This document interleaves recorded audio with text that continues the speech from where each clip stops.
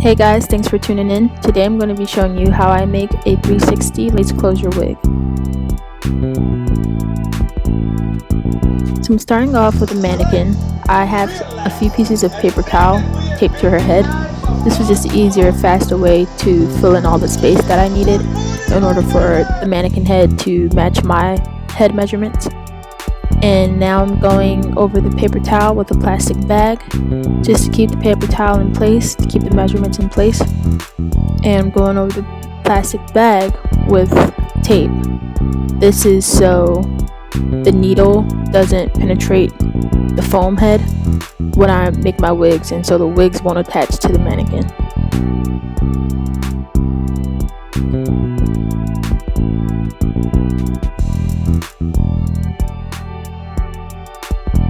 Make sure no pieces of plastic are showing. You want every piece covered by the tape.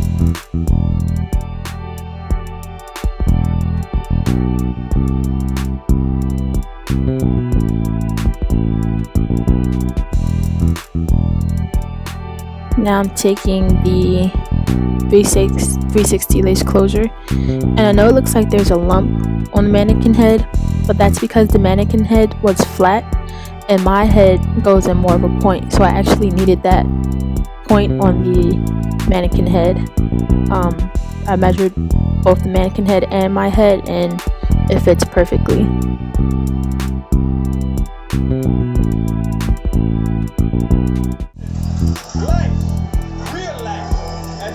So I T-pinned the closure in place, and now I'm just spraying it with water to lay the hair down, and you'll see why. When you start to sew, a lot of times the flyaways get in the way. And here I'm showing you how I start to sew the perimeter of the lace down. Now, unless you have a really big head, you're more than likely going to have to fold little pieces of lace over, and you want to try your best to make sure that those folds are flat and not bulky.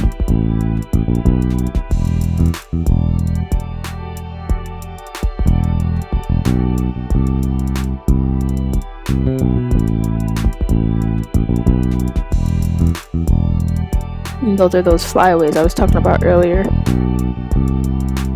Always keep that water in that brush handy.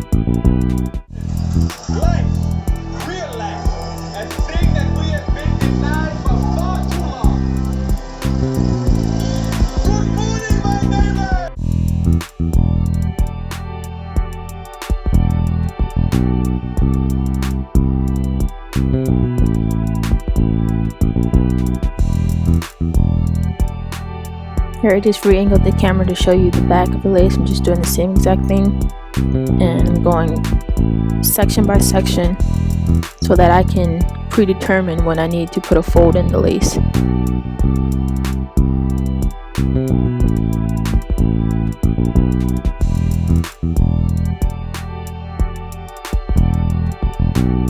It looks sloppy here, but that's because I had to add more T-pins and readjust the T-pins that I had already put in. I didn't put them in tight enough, and you'll see me doing that right now. Your anchor is everything, guys. You want to make sure that your closures are well pinned down. That's how you get the best results. As you can see, it looks better already.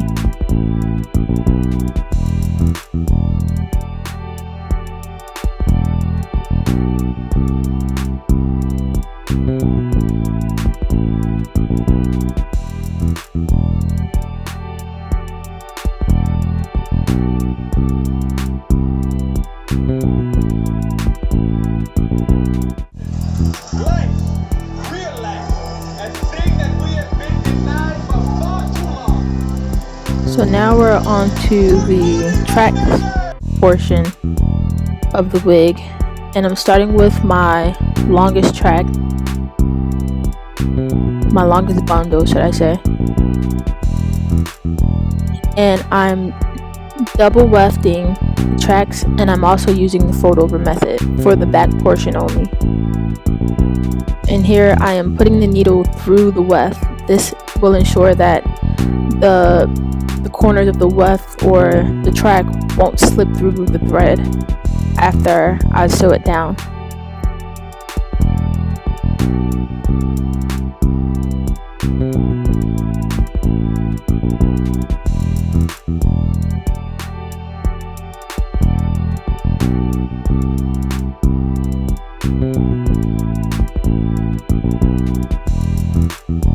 Here you see me putting a T-pin in there. That was extremely helpful because it kept the track in place and it kept the track taut, so I didn't have to keep using my hand or sewing the track on crookedly.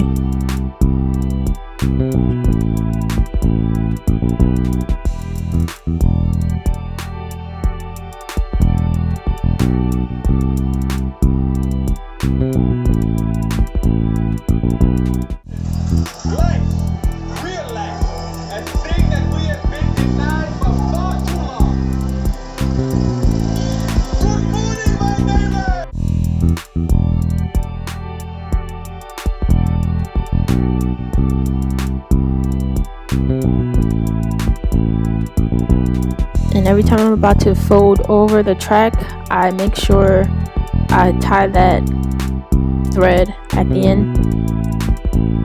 Tie it really quickly and then fold it over, just to make sure the tracks are secure and that there will be no slipping of the tracks.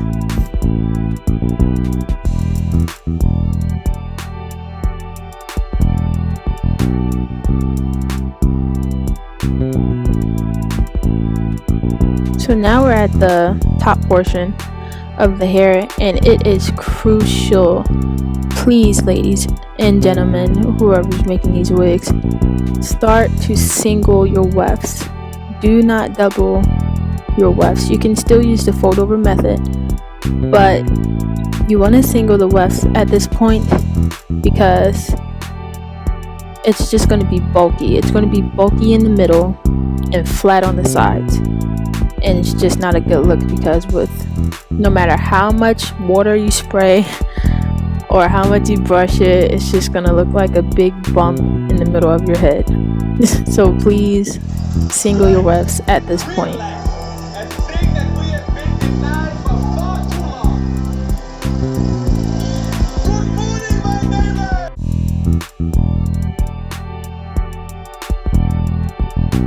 And you want to sew the tracks all the way up to the hair point of the closure.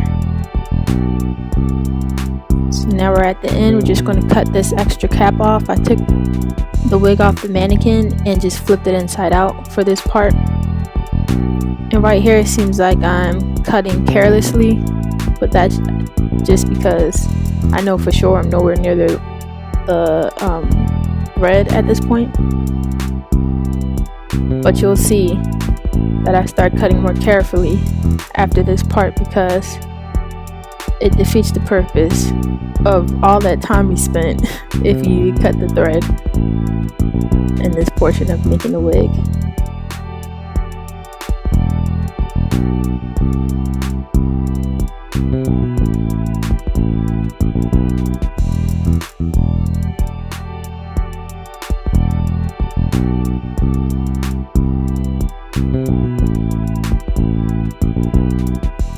And that's all. That's how you make a 360 lace closure wig.